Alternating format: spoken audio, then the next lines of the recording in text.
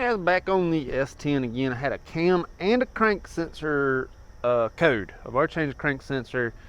Gave it a little bit of time. Cam sensor code never went away. So I got a new cam sensor for the S10. A lot of people ask me for part numbers and things like that, and sometimes I don't get them because I do the eBay Motors thing a lot. Some people like it, some people don't. It's worked for me for the past little bit. Anyways, under this flap here is where we're going to find a cam position sensor. It's really straight ahead of me. It's right there. My hand is on it. It's almost a straight shot if you're looking right over this bolt here. So let me get this out of the way. Just pull these clips out and fold this back, and then that's going to give us a better look at it. All right, so we got this 8mm bolt right here. It's just an 8mm. Got the plug to get out right here. It's just a simple clip. Just go ahead and unplug it. Take a look at that. Make sure all your connections and everything look good. Once we get the 8mm bolt out, we're just going to sort of wiggle that sensor like a tooth. Let's go ahead and get this 8mm out. I went with a stinking huge long extension here. So I ain't really got to worry about nothing. I was able to one-hand that. I'm kind of surprised.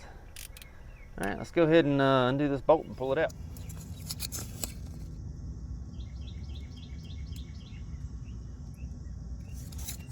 All right, so we have the old versus the new here. Not sure if you can tell the difference in the two. They look about the same. The old one definitely has some scarring on it.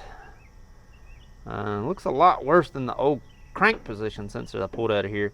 The new one looks the same. It's got the gasket. Looks like it's going to bolt right up. I will say I don't like the bolt as much as I did on the crank sensor, because the crank sensor, had that other end to it. I'm going to have to feed that through. Wiggling this out was a lot easier than the crank sensor. I really just wiggled it about twice and it came right out. I'm not sure if that's a concern I should have, or just go with it. But I evidently got an oil leak somewhere up top. You can tell by all the sort of gooey blackness that I got going on here.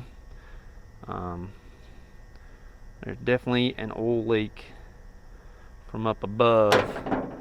If I was to guess, I'd say valve cover gasket, but worry about that later.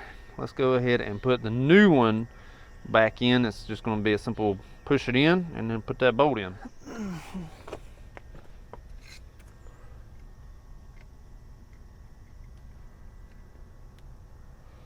All right, we are not torquing this thing down until we say that's not going anywhere.